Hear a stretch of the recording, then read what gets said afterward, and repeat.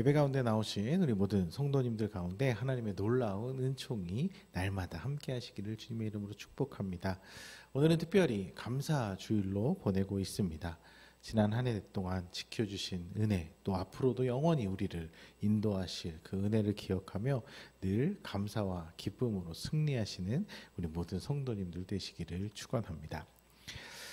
요즘 그 젊은 세대들 하는 말 중에 혹시 원형적 사고라는 말 들어보셨나요? 아니면 럭키비키라는 말 들어보셨나요? 이 말은 아이돌 여가수인 장원영 씨로부터 시작된 유행어이자 인터넷 밈입니다. 인터넷 나무 위키에서는 원형적 사고를 이렇게 정의하고 있습니다. 단순 긍정적인 사고를 넘어 초월적인 긍정적 사고를 뜻하는 말로 자신에게 일어나는 모든 사건이 궁극적으로는 긍정적인 결과로 귀결될 것이라는 확고한 낙관주의를 기반으로 두고 있다. 즉 나에게 일어나는 모든 일은 결국 나에게 좋은 일이 된다는 것입니다. 예를 들면 갑자기 예상치 않게 비가 오는 상황이다. 우리 지난 여름에 갑자기 비가 오는 일들이 참 많았잖아요. 근데 우산도 없는데 갑자기 비가 오면 이게 옷 다 젖겠네. 우산 없어서 큰일 났네. 이렇게 반응하는 것이 일반적인데 원형적 사고는 갑자기 비가 와서 생각지도 못하게 이 운치 있는 빗소리를 들을 수 있게 되었네. 완전 럭키비키잖아. 이렇게 반응하는 것입니다. 사실 이런 태도는 우리 그리스도인들이 이미 오래전부터 하나님 앞에 항상 감사하는 마음으로 모든 상황을 긍정적으로 받아들이고자 하는 그 감사의 태도와 크게 다르지 않습니다. 우리는 범사에 감사하는 이 말씀대로 살고자 어떤 상황에서도 감사하려고 이미 우리는 그렇게 해왔습니다. 그런데 우리가 신앙생활을 하면서 이제 느끼게 되는 것은 아무리 감사하려고 힘을 써도 도저히 감사하기 어려운 상황들이 우리 인생에는 종종, 때로는 꽤 자주 찾아온다는 것입니다. 그래서 그런 상황에 처해 있다 보면 감사는 해야 되는데, 감사해야 된다는 건 알겠는데 이 마음 깊은 곳에서부터 나오는 어떤 진정한 감사로 하는 것이 아니라 그냥 어쩔 수 없는 감사, 억지 감사, 아니면 의무적 감사가 되어버리는 경우도 참 많다는 것이죠. 거기서 더 나아가서 자신의 상황에 대해서 자신의 상황에 대해서 그렇게 억지로라도 감사하려고 하는 것이야 그럴 수 있다고 치는데, 타인에 대해서도 타인들이 그런 힘들고 어려운 고통과 고난들을 겪게 되는 상황을 보고도 그래도 감사해야 돼, 불평보다는 감사해야 복받아, 이런 말들로 감사를 강요하는 그런 경우가 있다 보니까 사람들이 그리스도인들이 하는 감사에 대해서 별로 진정성을 잘 느끼지 못하고 공감 능력이 떨어지는 거 아닌가 이렇게 느끼기도 한다는 것입니다.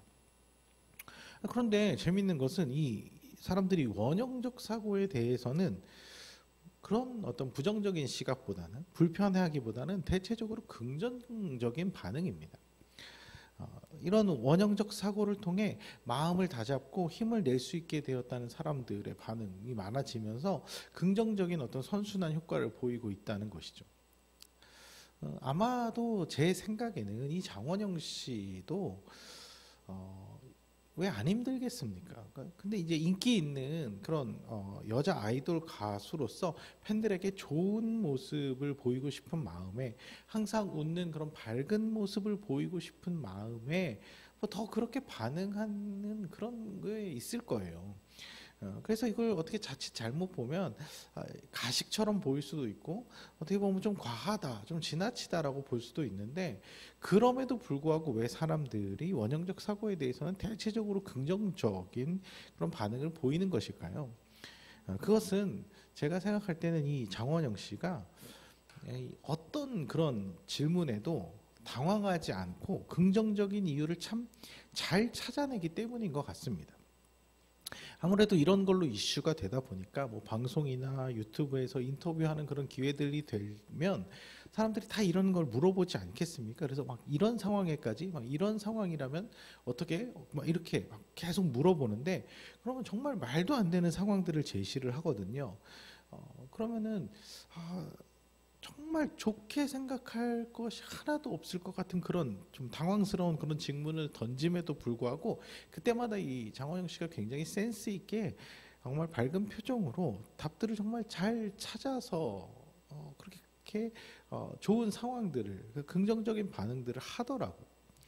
그러다 보니까 사람들도 이게 수긍이 가는 거죠. 그 답에 수긍이 가기 시작하면서 저 사람은 진짜 그런가 보다. 찐인가 보다.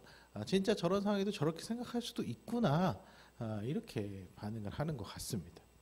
그래서 저는 그 모습을 보면서 감사는 태도에 달려 있구나. 긍정적인 사고라는 것은 우리의 태도에 달려 있구나라는 생각을 하게 되었습니다. 감사는 주어진 어떤 상황 때문에 할 수 있는 것이 아니라 어떤 상황에서든 감사하려는 태도로 그 상황들을 바라보면 아주 작은 것이라도 긍정적인 감사의 포인트를 찾을 수 있게 된다는 것이죠. 자, 한번 여러분들 주위에 떠오르는 사람들 한번 생각해 보세요. 어떤 사람들이냐면 매사에 뭐든지 투덜거리는 사람 있잖아요. 우리 주변에 보면 종종 그런 사람들이 있습니다.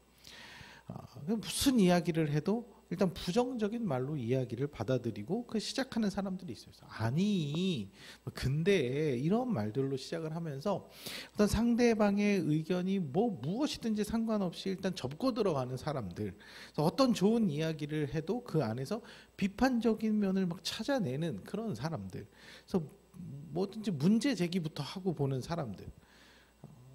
굳이 생각하지 않아도 될 예까지 들어가면서 부정적인 상황들을 예로 들어가면서 가정하면서 얘기하는 그런 사람들이 주변에 있습니다. 근데 이런 사람들이랑 대화를 하다 보면 그냥 온 세상이 부정적이고 모든 게 다 잘못되어 있는 것처럼 느껴집니다. 세상에 좋을 것은 하나도 없는 것 같아 보인다는 것이죠. 에이, 그렇게까지 하는 사람이 있어요? 누가 그래요? 있습니다. 멀리 있지 않아요. 우리 안에도, 이 안에도 있어요. 누구냐고요? 저부터 그렇습니다. 저부터가. 이게 제가 이런 말투가 저 안에 있다는 것을 고등학교 때 처음 깨달았는데 그때부터 지금까지 노력을 하고 해도 나도 모르게 그런 어떤 관점이나 태도들이 나올 때가 종종 있다는 것이죠. 그런데 또 그런 사람과는 또 정반대되는 태도를 보이는 사람도 있죠. 그냥 무슨 이야기를 해도 다 좋아. 그냥 긍정. 다 긍정. 이래도 좋고 저래도 좋고 이것도 오케이 저것도 오케이. 아니 이것도 사실 그렇게 무조건 좋다고만은 할 수 없을 것 같은데 그냥 무슨 일이든지 거스르지 않고 그냥 물 흘러가듯이 반대하지 않고 다 그냥 좋게 가려고 하는 사람들도 있다는 것이죠. 이게 왜 이런 차이가 생기게 될까? 그것은 상황의 차이가 아니라는 것이죠. 그 사람들이 어떻게 이 상황들을 대처하고 이 상황들을 바라보기로 했는지 그리고 이 상황을 어떻게 해석해냈는지 그 태도의 차이에서 갈린다는 것입니다. 왜냐하면 이 극단적인 두 부류의 사람이 함께 같은 사건을 맞이한다고 해도 같은 상황을 마주하게 되더라도 그 상황에 상관없이 결국엔 자신이 결정한 태도에 따라서 반응할 것이기 때문입니다. 자, 오늘 말씀을 보면 바울이 빌립보 교회 성도들에게 이렇게 고백을 합니다. 11절 읽어보겠습니다. 내가 궁핍함으로 말하는 것이 아니니라 어떠한 형편에든지 나는 자족하기를 배웠노니. 그러니까 바울은 스스로 자족하는 법을 배웠다고 합니다. 그러니까 어떤 주어진 상황이나 형편에 따라 나의 반응이 달라지는 것이 아니라 어떠한 상황에서도 만족하는 법을 터득했다는 것입니다. 12절도 읽어보겠습니다. 나는 비천에 처할 줄도 알고 풍부에 처할 줄도 알아 모든 일 곧 배부름과 배고픔과 풍부와 궁핍에도 처할 줄 아는 일체의 비결을 배웠노라. 일체의 비결. 어떤 상황에 처하더라도 그 상황과 환경이 나의 반응을 바꾸지 않는 일체의 비결을 배웠다는 것입니다. 그러니까 어쩌면 럭키비키의 원조는 사도 바울이라는 것이죠. 어떤 상황에서도 긍정적 결과를 도출해내고 감사를 이끌어낼 수 있는 이 바울적 사고를 지금 빌립보 교인들에게 권면하고 있는 말씀인 것입니다. 사실 우리가 매사에 만족하지 못하고 부정적인 반응을 하는 가장 큰 이유는 스스로 만족의 기준치를 높이기 때문입니다. 인간의 기본적인 심리가 그런데요. 한 단계 더 좋은 것을 경험하고 나면 다시 그 아래 단계로 내려가고 싶어 하지 않는 게 본성이라는 것이죠. 그래서 고급 승용차를 타고 다니다 보면 일반 승용차에 만족이 안 되고 2+ 한우를 먹어보면 그냥 1등급 한우는 성에 안 차는 것이 당연한 일이라는 것입니다. 그래서 내가 어떤 것에 만족하지 않는 태도를 보인다는 것은 나의 기준치가 그것보다 높다는 것을 의미합니다. 나는 그것보다 더 높은 수준을 원한다는 것이죠. 그런데 아무리 우리가 좋은 경험들을 많이 하고 그래서 우리의 만족도가 아무리 올라간다고 해도 그것 때문에 우리의 존재의 가치가 상승하는 것은 아니라는 것이죠. 사람들은 종종 그 만족도로 자신의 존재 가치를 높이려고 할 때가 있습니다. 그래서 쉽게 만족하지 않고 자꾸 더 높은 퀄리티를 요구합니다. 감히 내가 누군지 알고 나한테 이런 걸 가지고 만족을 하라고? 야, 나한테 이런 정도로 대접을 해? 내가 이 정도에 만족할 사람 같아? 이런 식의 반응을 보일 때가 있다는 것이죠. 그런데 가만히 생각해 보면 이런 태도는요, 오히려 좁은 사람이 되는 것입니다.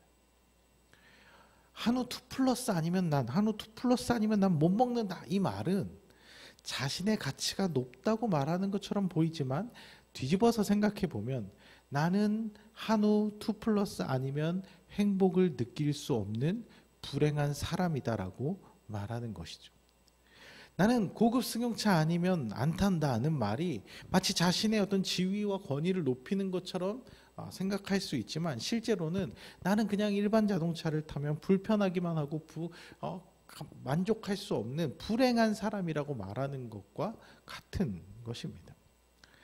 모든 것이 다 좋은 것들이 다 갖춰져 있는 상황에서 만족하는 것, 그런 상황에서 괜찮아 하는 것은 그건 누구나 다 그렇게 할 수 있죠. 하지만 그렇지 못한 상황에서도 괜찮을 수 있는 것이 훨씬 더 성숙한 사람이고 훨씬 더 행복한 사람이라는 것이죠. 13절의 고백이 바로 그런 의미입니다. 함께 읽어보겠습니다. 내게 능력 주시는 자 안에서 내가 모든 것을 할 수 있느니라.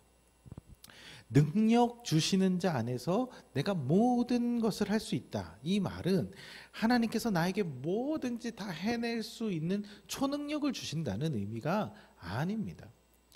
앞에 11절, 12절 다 잘라먹고 13절 말씀, 이 말씀만 딱 보면 믿음이 좋은 사람들에게 하나님께서 모든 것을 다 가능하게 할 능력을 주시는 것처럼 그렇게 이해될 수 있습니다. 그런데 바울이 이 말씀을 기록한 의미는 어떤 최악의 상황에서도 감사와 만족을 잃어버리지 않을 수 있다. 그 모든 상황을 다 버티고 견디고 감당해낼 수 있는 능력을 하나님께서 우리에게 주신다. 이런 의미라는 것이죠.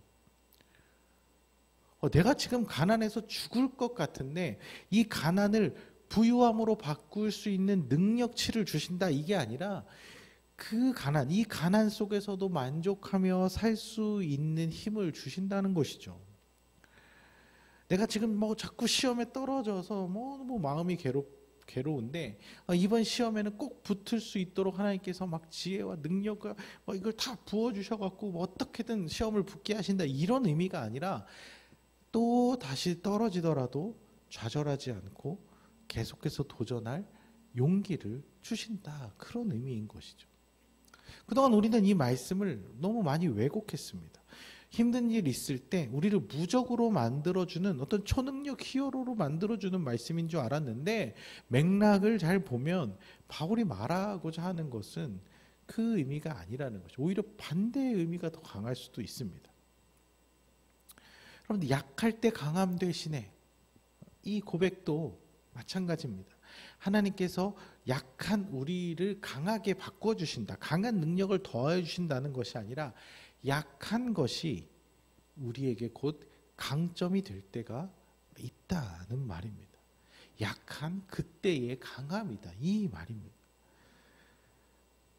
가난할 때 우리를 부욕해 하신다는 고백도 하나님이 가난한 사람들을 부자로 만들어 주신다. 하나님 잘 믿으면 다 부자로 만들어 주신다. 이런 의미가 아니라 가난함 가운데도 찌질해지지 않고 궁상맞지 않고 오히려 넉넉함과 여유와 풍성함을 누릴 수 있게 해주신다는 것이죠.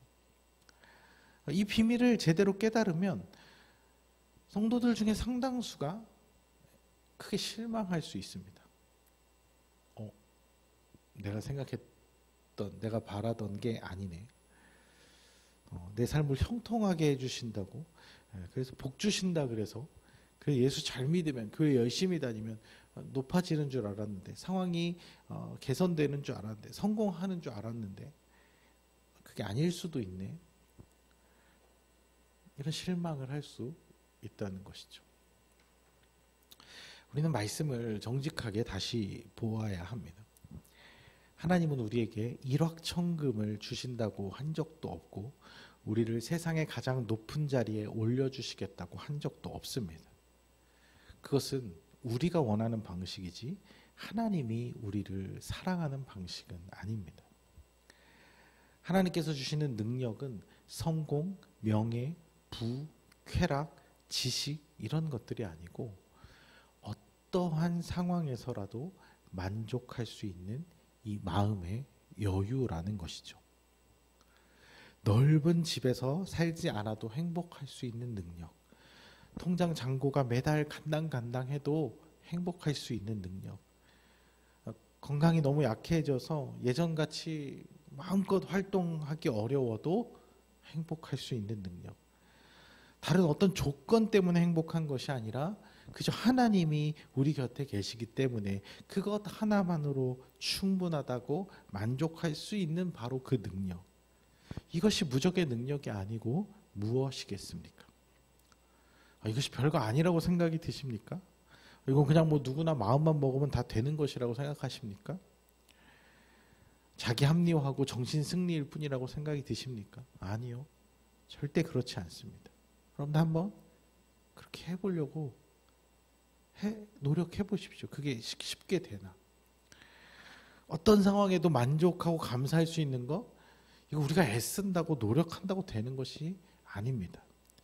하나님께서 우리 안에 함께 하시며 우리의 마음을 고쳐 주셔야만 가능한 일이라는 것이죠.